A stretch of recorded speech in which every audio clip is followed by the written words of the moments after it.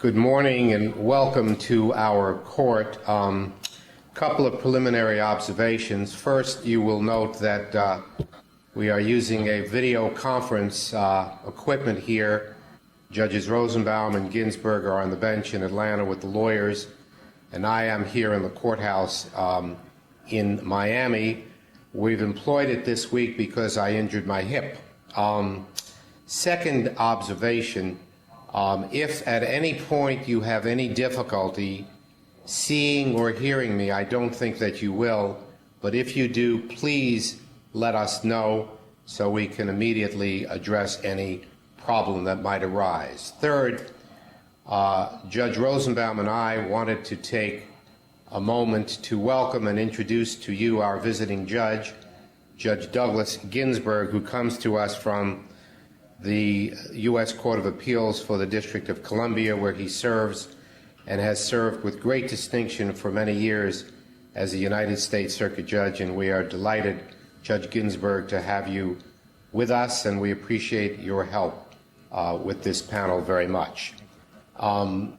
Fourth observation, as you proceed with your arguments this morning, you can safely assume that we have had the opportunity to fully review your briefs, the record excerpts, and in many instances we've had a chance to look at the record as well.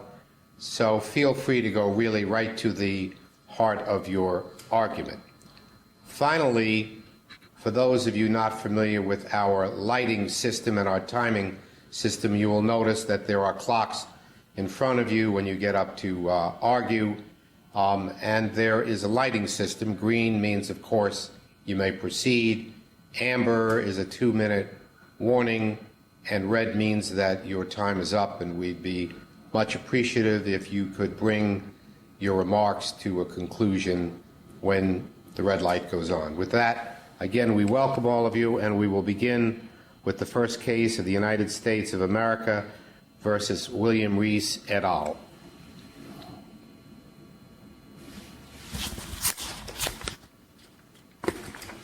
Good morning, Your Honors, and may it please the Court. I'm Thomas Burns, and I represent Robert Marshall. Let's talk about Batson and Rule 404B. There are two Batson issues here. First is whether this is a prong 2 or a prong 3 case, and the second is harmlessness.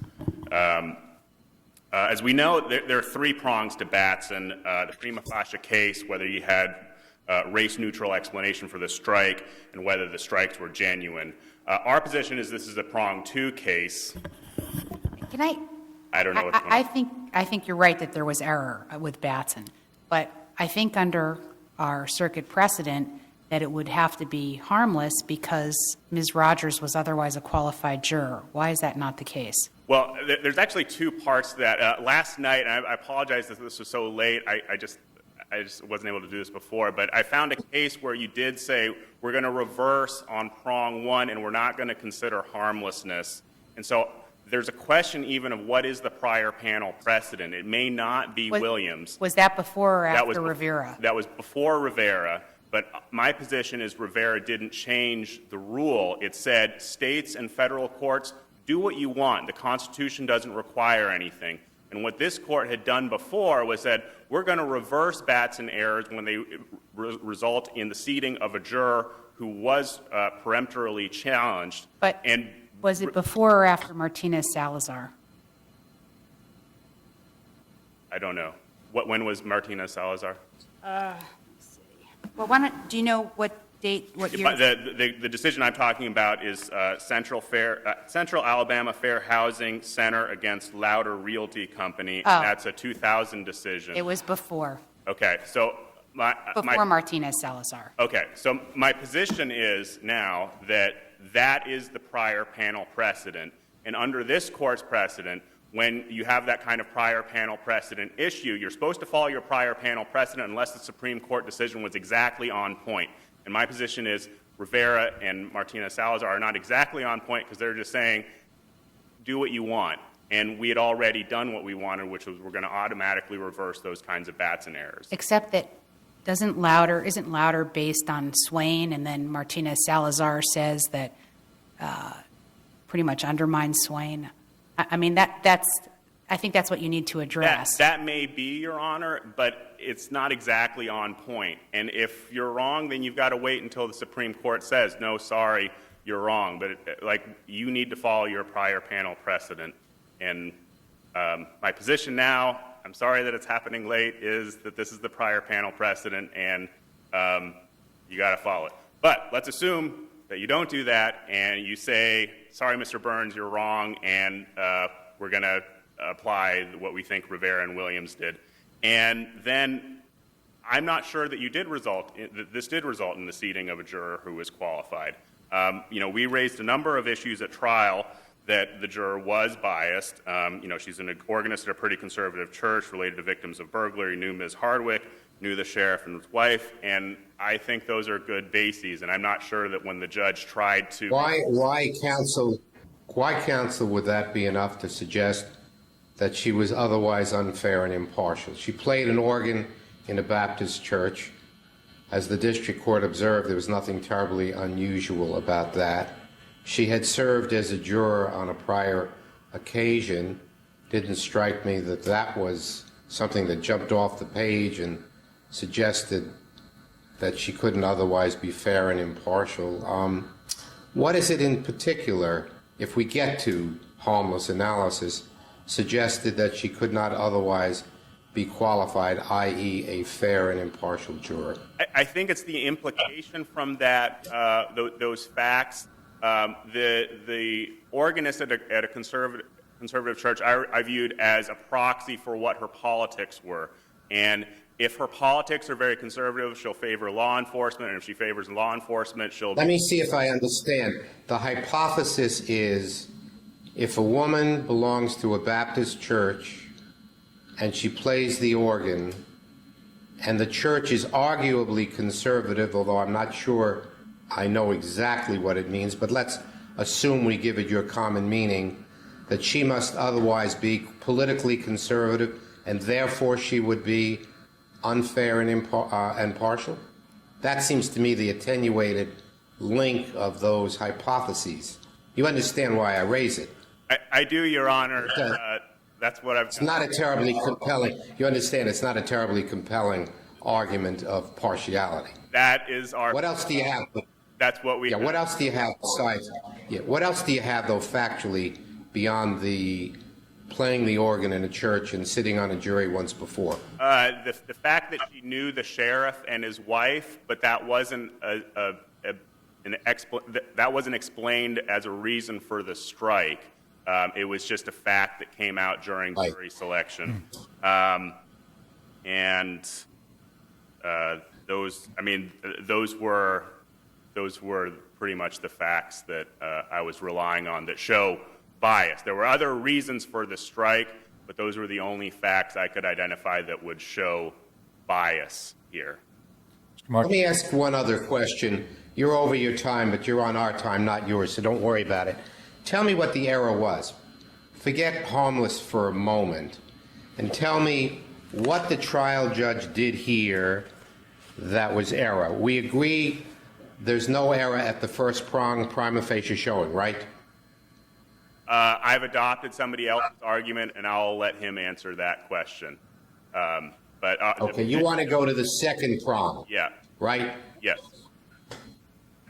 Race-neutral reasons.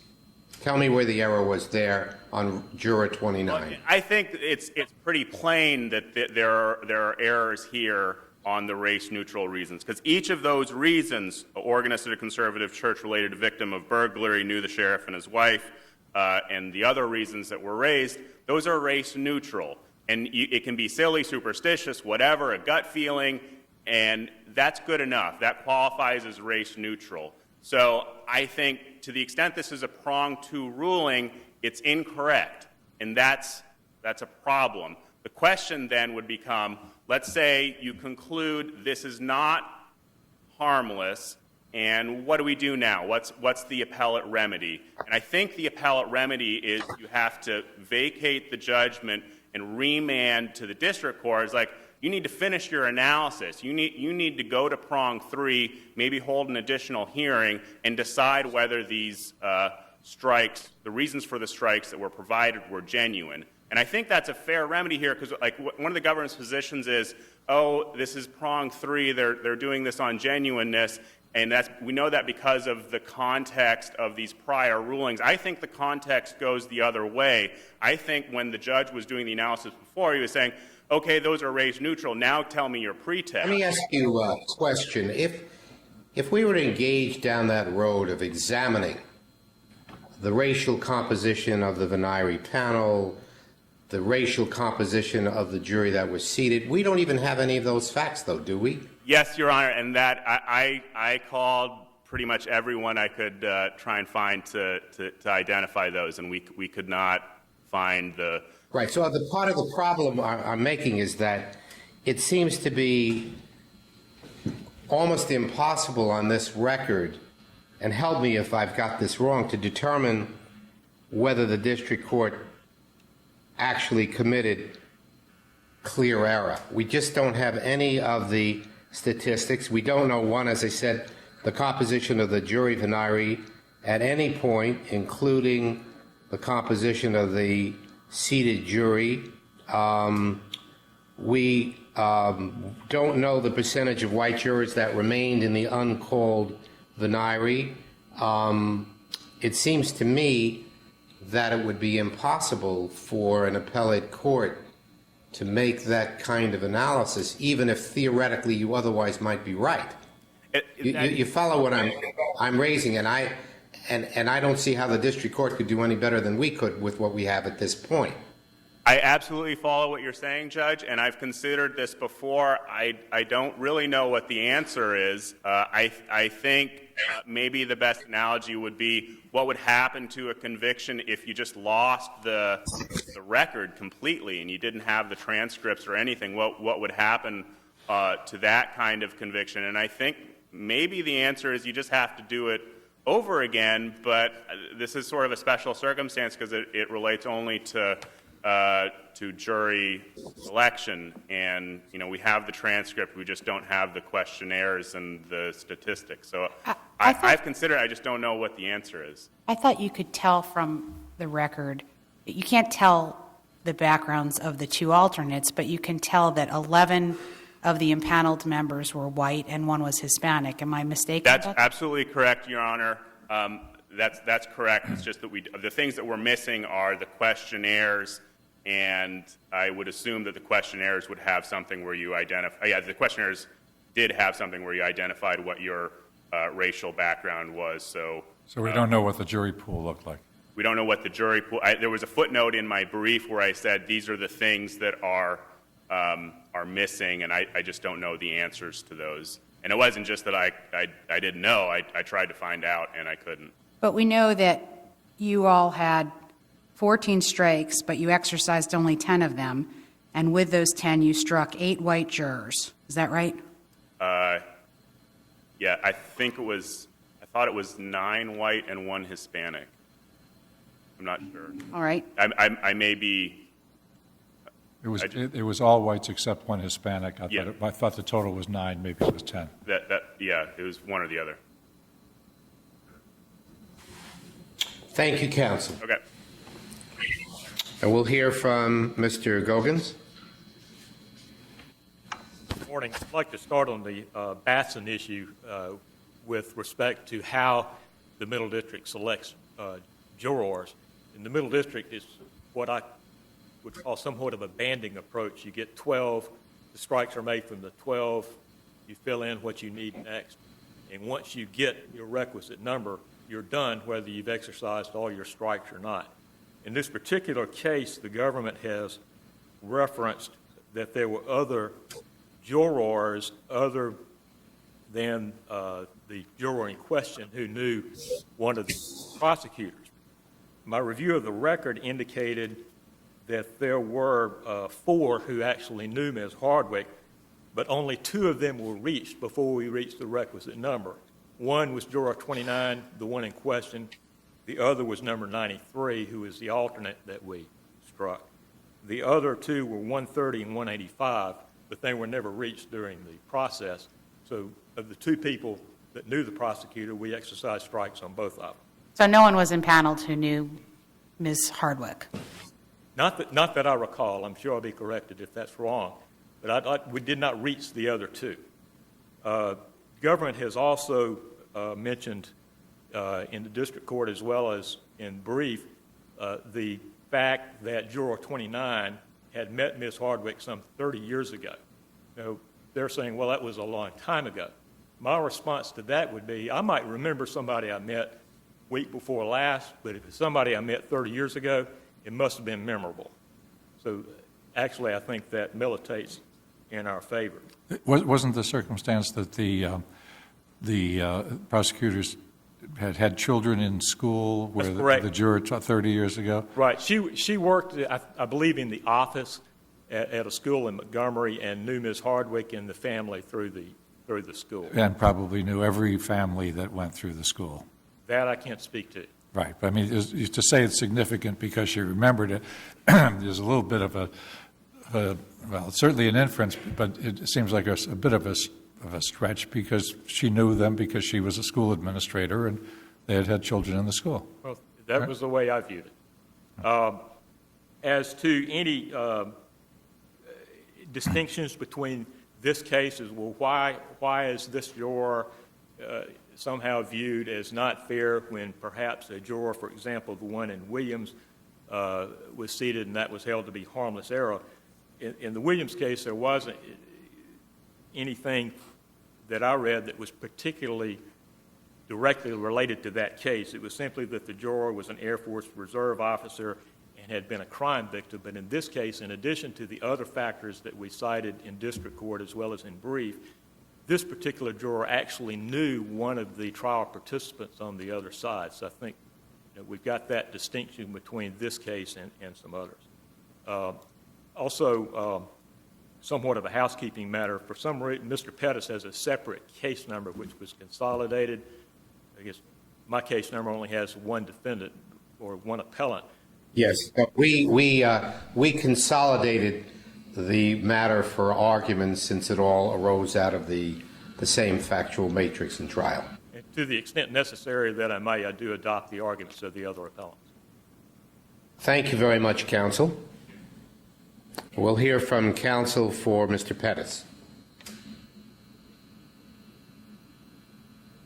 Your Honor, I'm counsel for William James Reese. I'm sorry, for Mr. Reese. Good morning, Your Honors. And, Your Honor, our issue was Batson also, and we will go to prong two. The race-neutral reasons that the court asked us to give, we gave several. We gave, of course, that she knew personally the prosecutor and her children. She worked at the school where they went. Can I stop you for 1 second? Yes, ma'am. Is somebody else addressing prong one?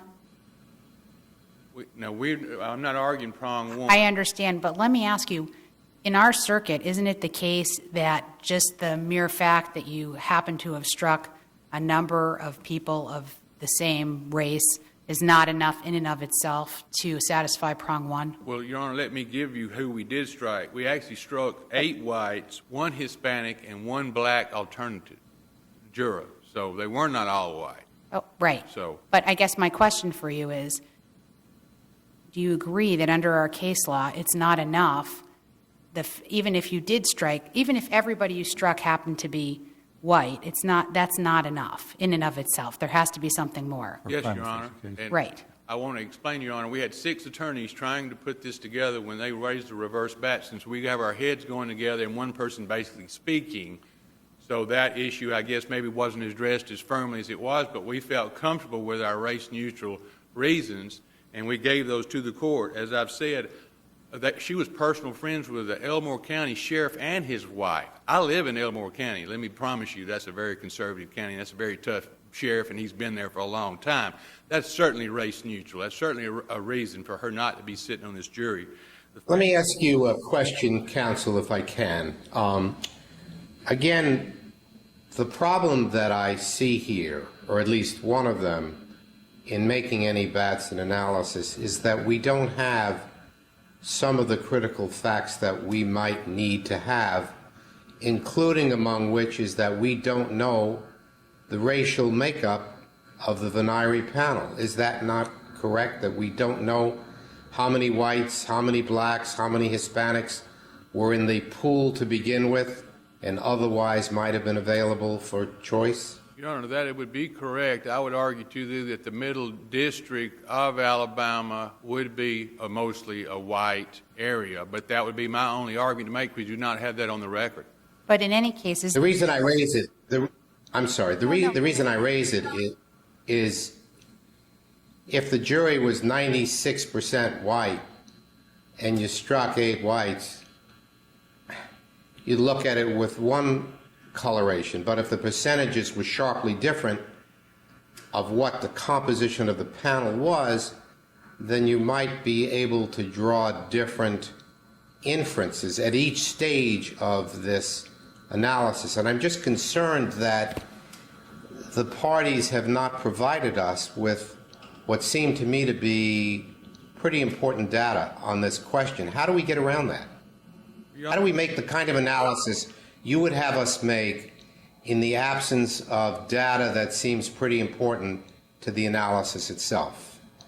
Well, Your Honor, the fact that this lady's been on 3 prior juries, one being a federal, she came back with a guilty verdict on that, was the foreperson on 2 of these juries, became the foreperson on this jury. I felt like we had a vigilante foreperson right there. When we set that jury, we had lost this case. but can't we compare the percentage of white jurors that you all struck, well, the percentage of strikes that you used on white jurors versus the percentage of white jurors that were ultimately on the jury? And for that, since you all exercised 8 of your 14 strikes on white jurors, that's 57% of the strikes that you used on white jurors. But the jury that was ultimately seated was 91.7% white. Can't we consider those factors in the analysis? Oh, I would certainly hope so, Your Honor. And if the population of the, or if the jury pool was, say, 80% or so white, we wouldn't have much of a disparity, right? Well, we had a panel that was set that was mostly white. You have the burden on this issue, do you No, not? sir. My understanding, the government has the burden on this case by this court's ruling in 2011 under U.S. v. Hill. The objector carries the burden of proving discrimination and that they can remove jurors that are perceived to be partially based upon mere impressions and hunches. I think it even says it can be a silly reason as long as it's not a racial reason. So I would argue to Your Honor that the burden lies with the government. Would that extend to the burden of showing the disparity between the jury that was seated and the composition of the jury pool? Well, the fact that the jury that was seated was mostly white, to me, would go to our side. That would be your, well, so you could have introduced, you could produce your public records on the racial composition of the community, right, based on the 2010 decennial census, but you didn't do that. You're correct. Okay. Thank y'all. Thank you, counsel. Thank you very much. And we'll hear from counsel for Eric Reese.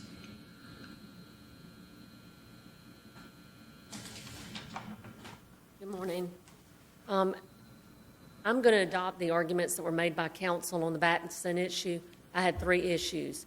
However, the only thing I might could add to that Batson issue is that if I recall correctly, we were required to turn in all of the Venari information and that we were ordered not to keep that. That's my best recollection of that. I don't recall if I even saw that in the record or if that was some other order that we were given and told to do. So unfortunately, what you're asking for is, to my knowledge, not in the record. As to the other issues that I have briefly, I had one about the Ford issue where they allowed him to be a lay witness. My concern with that is that he was not participating in the phone calls. His relationship had been based on conversations with, I believe, Davis and with maybe James Reese, and those were from 13, 14 years ago when Eric Reese had been in prison, I believe, for 10 years. So I thought it was too far removed, shouldn't have been used. I made those objections and stand on what I put, in my brief. On the other one, my other issue is about the Alene, and all I can really say on that is I think there's been a new addressing of that case, but it just concerned me that a jury, when the government asked for a specific value to go to the jury that was, that the indictment said 5 kilos or more, the government asked very specifically that the jury have to assign a value. The jury came back and assigned a value for my client for 500 grams or more, but when we get to the sentencing hearing, the judge, of course, with the guidelines, he's enhanced both with the gun, which the jury, my client wasn't even indicted for, the jury never found him guilty of.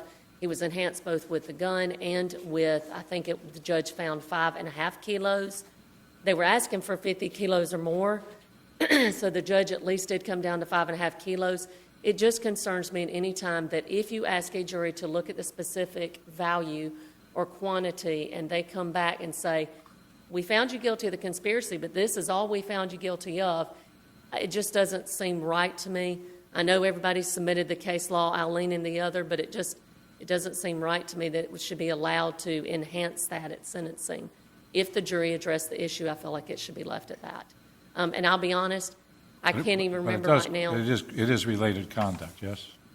Yes, Your Honor. And I'm with on that and looked at Eileen. I know Eileen's had another that's been addressed. You know, all I can say to that issue is that it just, you know, if the court wants to step out and if it bothers you, it bothers me. And then if you had any questions on anything else. Thank you very much, counsel. And we'll proceed with the last of the defendants, Mr. Blevin, on behalf of Willie Jerome Davis. Good morning. Your Honors, Good morning. I represent Willie Davis. We have two particular issues to Mr. Davis only. I will briefly address those. First issue is the trial court's denial of our motion to suppress wiretap evidence. Second issue is trial court's denial of our motion to suppress search warrant evidence. Let me first address the wiretap. The government, or the DEA agent, Agent Whittle, filed an application. He set forth 3 grounds in that application for the wiretap intercept. He set forth first information from a confidential informant referred to in the record before this court as CS number 7 and an individual named Jeffrey Lamar. Second, he set forth a toll analysis on a cell phone used by Mr. Davis, referred to in the record as TT4. And third, he referred to conversations on a separate cell phone referred to in the record as TT3. When we look at the first prong, the information from the informant and Mr. Lamar, clearly that evidence was stale. Stale is, the court in U.S. versus Santa addressed the stale issue and said that the passage of time made it more likely the circumstances upon which the warrant was issued had changed, thus dissipating probable cause.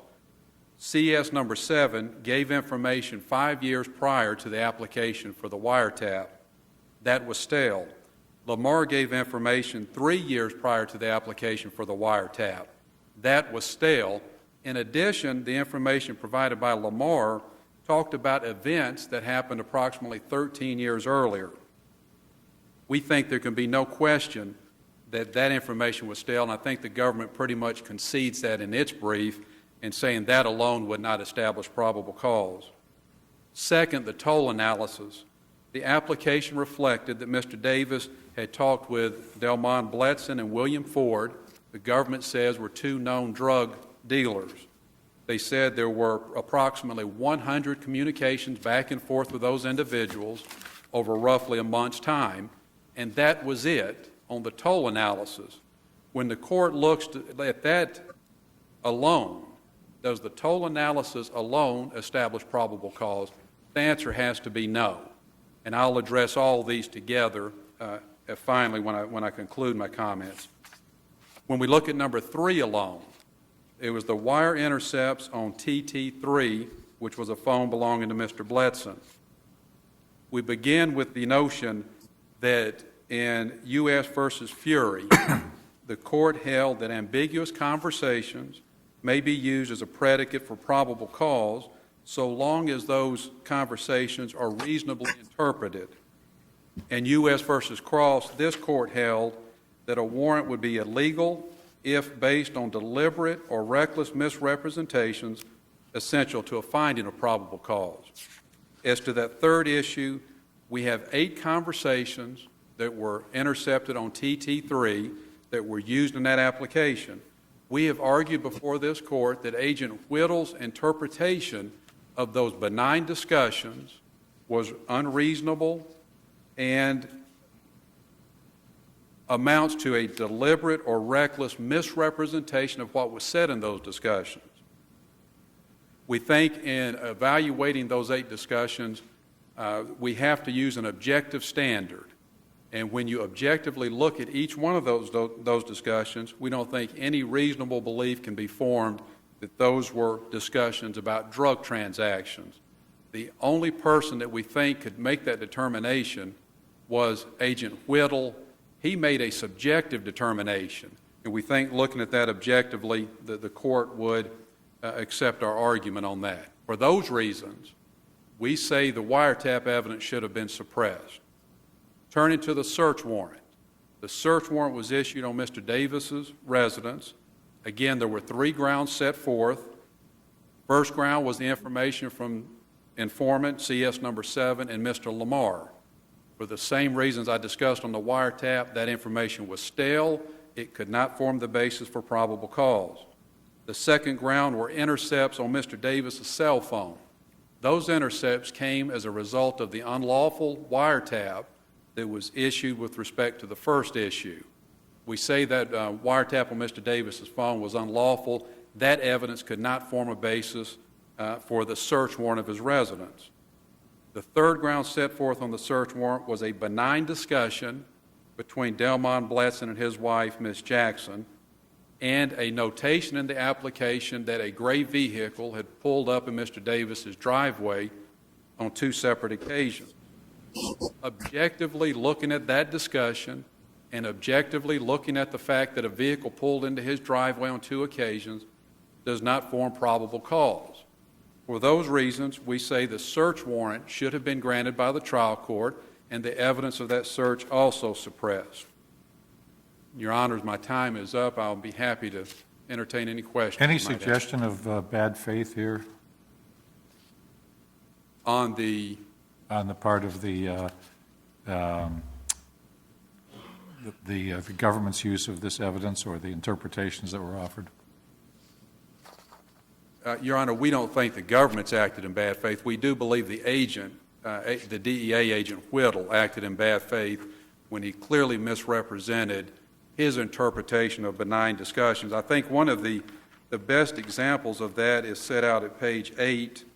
But wasn't that submitted on the papers? I mean, didn't you ask the court to make this decision based on the papers and without a Franks hearing? We did, Your Honor, and we don't think a Franks hearing was required because on this particular issue, the court looks at the actual discussion and determines if objectively could a conclusion be reached that Agent Whittle reached. And we think on the face of the discussion, it could not. I'll be happy to give you a quick example. Page 8 of our brief, and I apologize for the expletive, but I'm going to read exactly what was said during that discussion. On March 25, 2012, there was an intercepted conversation between Delmon Bledson and Willie Davis. During the conversation, Bledson asked Davis, "You going to be around tomorrow?" Davis responded, "Yeah." Bledson stated, "Oh, okay, shit, probably have to be a couple of days, or what?" Davis responded, "Well, I got to go get in and check. I ain't around right now." Bledson responded, "Okay, that's right. You did say you was going out of town, didn't you?" "Okay." Davis responded, "Yeah." Bledson stated, "All right." Davis stated, "But I am on my way back, though. I'll check. I'll check later when I get back, and I'll call you and let you know." Bledson stated, Okay, just call me." Davis responded, "All right." Now, Agent Whittle testified in the application that he believed this conversation evidenced that Bledson is attempting to meet with Davis for the purpose of purchasing cocaine from Davis. Now, we don't think from any rational, objective standard one could read that discussion in those words and draw that conclusion.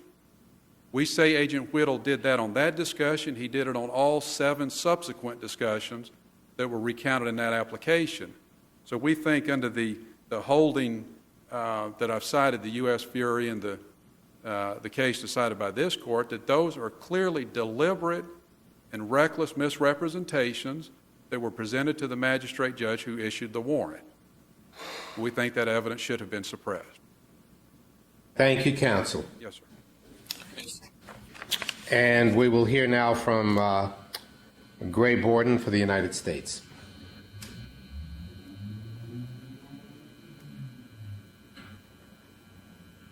Yes, Your Honor. May it please the Court. My name is Gray Borden. I represent the United States in this case, and I want to get right into the Batson issue because I think it's the one that's the most important here. And I want to re-center the Court's analysis on what right it is that Batson is trying to protect, and that's the right of the public to be able to serve on a jury without systematic discrimination.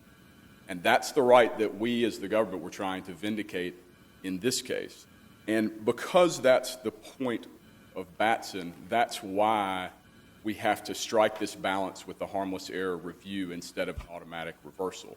We're balancing the public's right against the right of the defendants to have a fair trial. And here, they had a fair trial because they had a trial with a jury composed of venire members who were qualified and who were not challengeable for cause. That very specifically is the holding of both Rivera and Williams, that the way to define a biased juror is as someone who is not challengeable for cause. And there's been no allegation in this case that Juror 29 was challengeable for cause. If she had been, she would have been at the trial level. Instead, we have potential inferences of bias. And if we're to allow that to be the definition for when the jury or the juror is biased, then you get right back into, for all practical purposes, an automatic reversal, because the defendant will always be able to conjure up some fact that could potentially lead to an inference of bias. So that's why we have the framework that we have, and in that light, it's clear that the peremptory challenges are more of a means to an end, and the end is what we achieved in this case, which was a qualified jury composed of people not challengeable for cause. Now, I want to address whether or not there was error, because I'm not willing to concede that there was error in the court's Batson analysis. What did you have at the first prong, besides the fact that 8 white jurors had been stricken?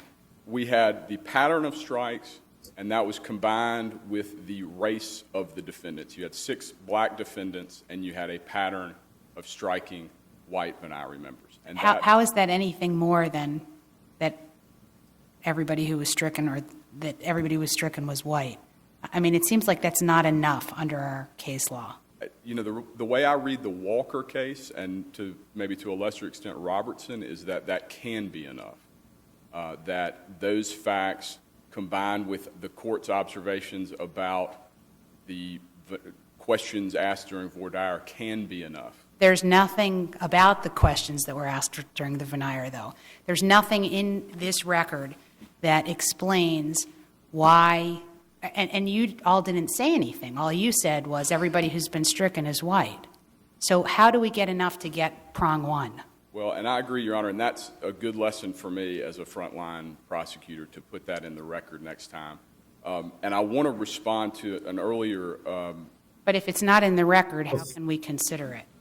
Well, if it's not in the record, then it can't be used to show that there was clear error, would be my position. But let me ask you a follow-up counsel question about that. Suppose, hypothetically, the venire panel began with 50 jurors, and of the 50, only 8 were white, and the rest were either Hispanic or African American. And you struck,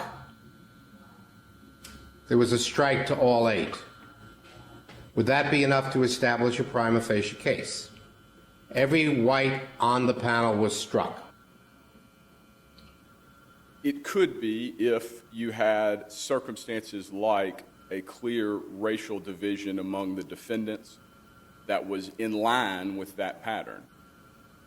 Right. Let's assume that that's, or flipping it around, suppose the jury venire was of 50 you had 8 African Americans and the defendant was black, and the government turned around and struck all 8 African Americans from the jury of 50. Would that not be enough to flag an issue and meet a burden on round 1 for a prima facie showing? Your Honor, I would agree that it could be there. And, I think it's critical that when that prima facie showing, based on the pattern, was made in the court below, there was no objection by the defendants, and we moved immediately into the second step. Right. So do we have, I take it the answer is clear that we do not know what the composition of the entire Venire panel was, do we? That's correct, Your Honor. We do not have that in the record, and I would also like to correct a statement that was made earlier. I was trying to find the record support for the composition of the jury as it was eventually paneled. I know that it was not 11 white and 1 Hispanic. That is not accurate. My memory is that it was racially mixed, and it was close to a even split between black and white. But again, that is not in the Right, but I don't have any record evidence about that. That's correct. I just wanted to make that clarification. You understand, I'm not quarreling with your representation as an officer of the court, but I just don't know. None of the parties have seen fit to give me that data. I would agree, Your Honor, and we would say that further underscores the fact that there can't be a finding of clear error in this instance. I'd also like to move to the second and third. Before you do that for 1 second, yes, sir. You mentioned a moment ago, pardon me, that the defendants did not object at the time when the jury was seated. And you mentioned that twice in your brief as well. What's the significance of that? Are you arguing for plain error? I am not necessarily arguing for plain error. I considered whether that would impact the standard of review. I don't know that it does, but I do think it underscores the proper analysis by the district court. I think had there been a real concern about the prima facie case, it could have been raised at that time. So because both parties may have been wrong, then that's now the right standard? Is that the position? I mean, the reason I asked the question is, in Louder Realty, we said, and I quote, "A showing that a party used its authorized peremptory strikes against jurors of one race does not, standing alone, establish a prima facie case of discrimination." That's why I'm asking. But in any case, we can go on to the second. Let's go on to the second prong. And for the second prong, the question I have for you is, why were these not race-neutral reasons? Facially neutral reasons, I should say. Correct, Your Honor. And I would say that while the court's holding that they were not facially neutral reasons is certainly imprecise, the context for that holding, both with respect to this Batson analysis and the other 7 Batson analysis, makes clear that that was actually a holding of pretext, not a holding of the facially neutral reason. And you have to understand the progression that we went through. Once we had made the prima facie showing, and assuming its validity for current purposes, we then turned to step 2, and the court asks the defense to make their showing as to the facially neutral reasons. They came up with 4. And he immediately asked them a question that makes it clear he was moving to the third step. He asked them, well, what does the Board of Ed have to do with this case?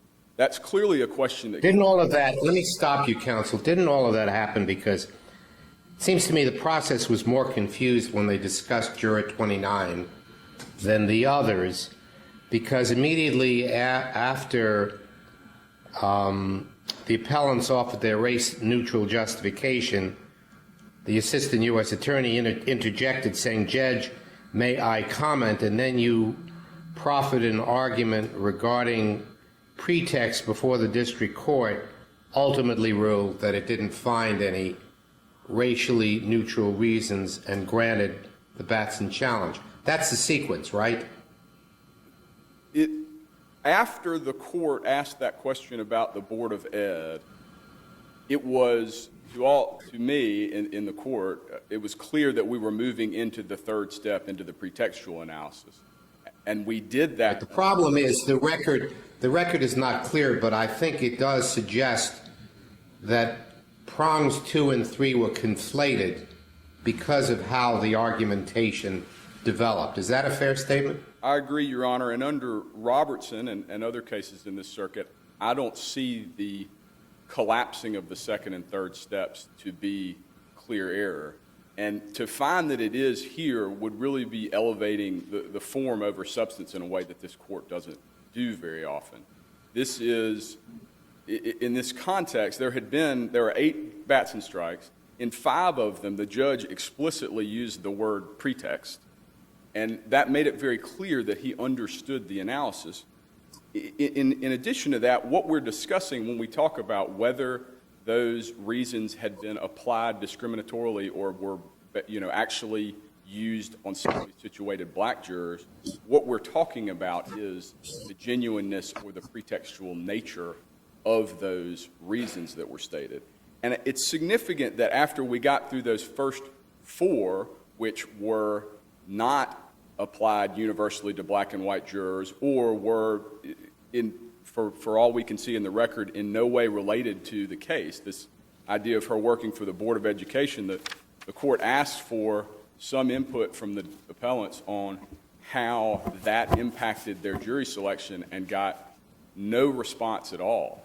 And so once we've already been through those first 4 stated reasons and seen that those appear to be very pretextual, that's the lens through which the court looks at the next version of the stated reasons. And it was just a series of conjuring up new reasons that I think was very persuasive to the court in finding pretext. So to sum that up, But there was no credibility there was no express credibility determination. Isn't that fair to say? I would say that's correct, that it was not expressed properly. Well, there's none. I mean, there's no finding where the court says, I do not find the reasons offered by the defense to be credible. There's nothing like that.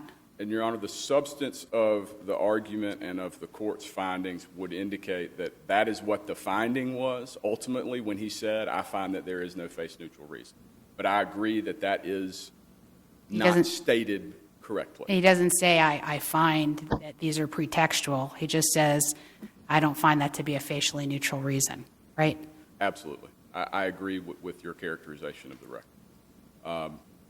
Again, though, I don't think we need to even go into the clear error analysis because we have a qualified. What's our standard on the harmless error? On the harmless error, what is the controlling? Let me rephrase my question more artfully. What is the controlling law in this circuit about harmless error?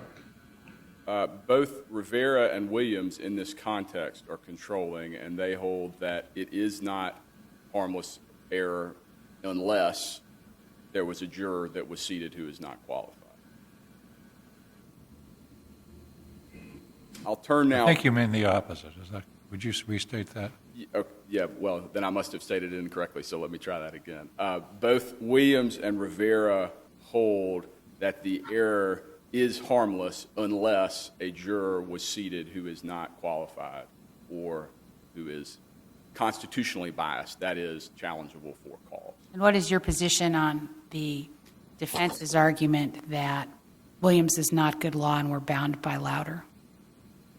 Your Honor, Rivera very clearly holds that automatic reversal is not appropriate. I do think there is maybe some argument that prior to Williams, there was not a mandate from Rivera that harmless error is the resulting standard, but there is certainly the rejection of the automatic reversal. And that's what Louder used, was the automatic reversal rule. So Rivera has overruled it. And this court should follow Williams for any Batson analysis moving forward. All right, I only have a few seconds, and I'll address very quickly this issue with the wiretap suppression. What you heard today and what you've seen in its briefs is an argument that tries to compartmentalize the probable cause in a way that is wholly inconsistent with the totality analysis. And I'll also respond, certainly this is the first time there's been any argument that there was bad faith sufficient to overcome Leon. And if there had been, that could have been something that was dealt with at the trial court level with a Franks hearing, but that was expressly disclaimed by the defendants. So we are left in a position where there is no basis for finding clear error there. Thank you, counsel. Thank you. I'm sorry. I was only, I didn't mean to cut you off. I was only going to say that my time was up, and I'd ask that you affirm. Thank you again. Mr. Burns, you have a minute left on rebuttal. The government has misstated the holding of Rivera. I'm going to read directly from that opinion. It says, states are free to decide as a matter of state law that a trial court's mistaken denial of a peremptory challenge is reversible error per se. So the Supreme Court was saying, do what you want. We don't care. The Constitution doesn't require any rule one way or the other. And the problem is that Central Alabama did what the 11th Circuit wanted before Rivera. That is the law. That is the prior panel precedent. You don't apply harmless error here. There's been a lot of questions about prong one and the statistics. My only, I guess, solution to that is, maybe we do a motion to supplement the record and see what the trial court remembers or the lawyers remember, but we just don't have those statistics.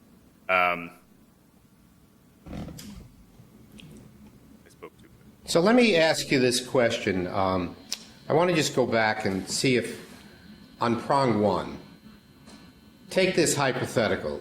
Defendant is African American. Venire panel is made up of 50. There are 8 African Americans in the Venire panel, and they all get struck by the government. Is that enough to meet prong one, as you see it? If you represent the defendant. And the 8 African Americans are all struck? Correct.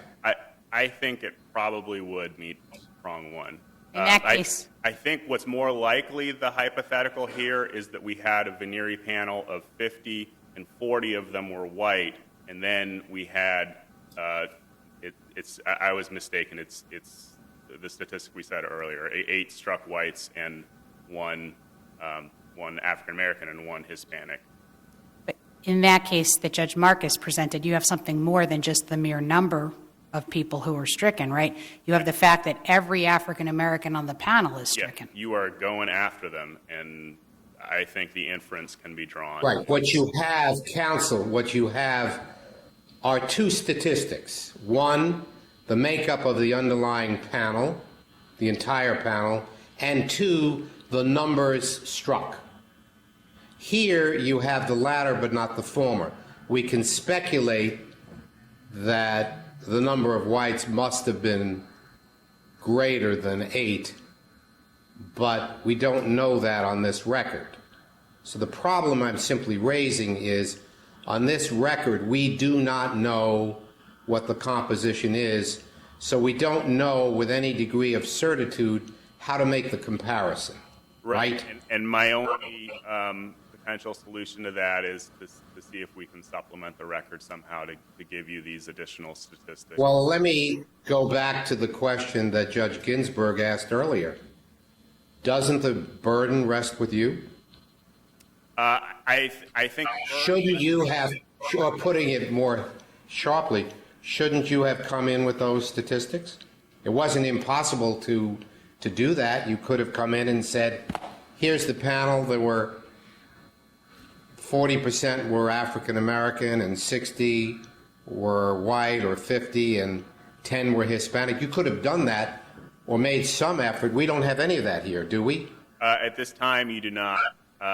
And I think at trial, it was the government that had the burden to establish this, but on appeal, it's, I think, our burden because of this. Right, but let me ask you a question. When the challenge was made and the government proffered what it purported to believe was prima facie, before you got to round 2, to look at whether there were race-neutral reasons, did any defendant object and say, Government hasn't met its burden on round one. No. Government hasn't established a prima facie showing because statistically the mere fact that that 8 whites were struck tells us nothing, because the panel had 3 times that number of whites left, or for any other reason. No objection, right? There's no objection. Okay. Thank you very much, counsel. I didn't mean to cut you off if there was another thought you wanted to raise. I'm sorry, just the remedy that we're asking for you to do is to remand to the district court to complete the analysis to look at prong 3. Thank you. Thank you very much. And Mr. Gogans, you reserved a minute. I have one very short point I would like to make in rebuttal, and that relates to the government's contention that we should pay a lot of attention to the pattern of strikes as exercised by the defendants in the case. The government had said, well, you know, we'd have a perfect record of striking only white jurors, but for the fact that the defendant, when it got to the alternates, struck the African-American lady who knew Ms. Hardwick. Again, I remind the court the way the Middle District does the striking is we get bans.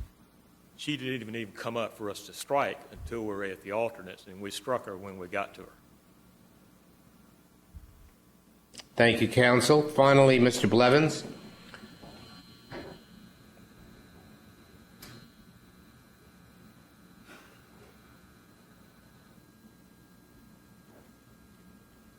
Your Honor, I feel a bit out of place. The focus here is on the juror, but let me turn back to the search warrant issue.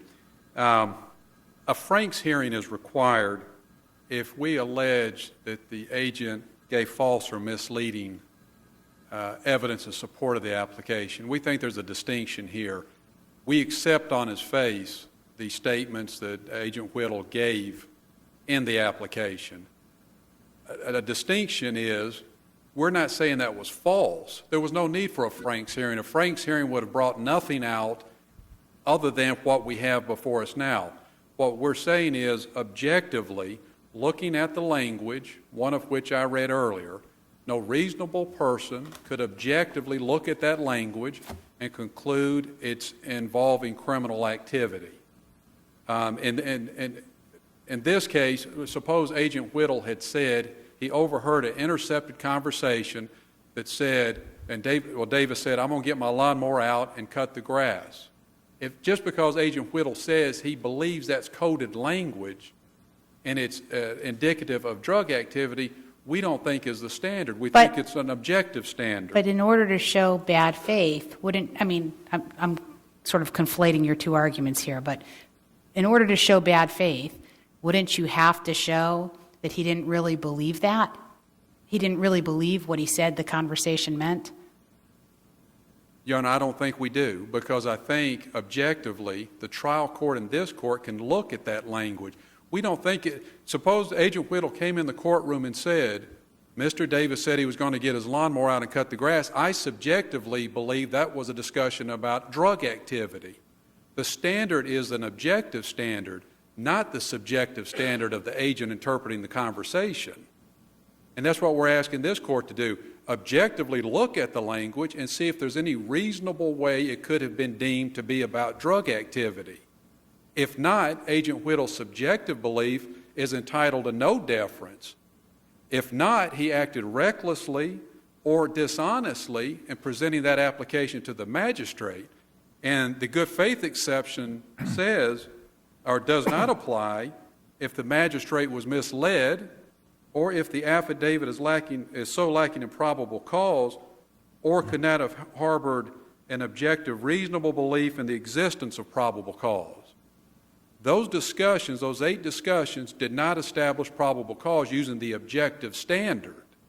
If you exclude the stale information from CS number 7 and Lamar, which should be excluded, you're left with simply the toll analysis, which says nothing other than a number of calls were made between particular individuals, and we don't believe that standing alone or in conjunction with the others is sufficient for probable cause.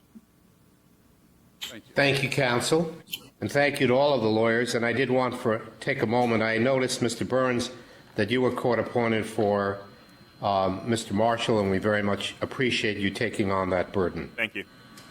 And I notice as well, Ms. Smith, that you were court appointed for Eric Reese, and we appreciate you taking on the burden as well. We will proceed to the next case, Porter Capital versus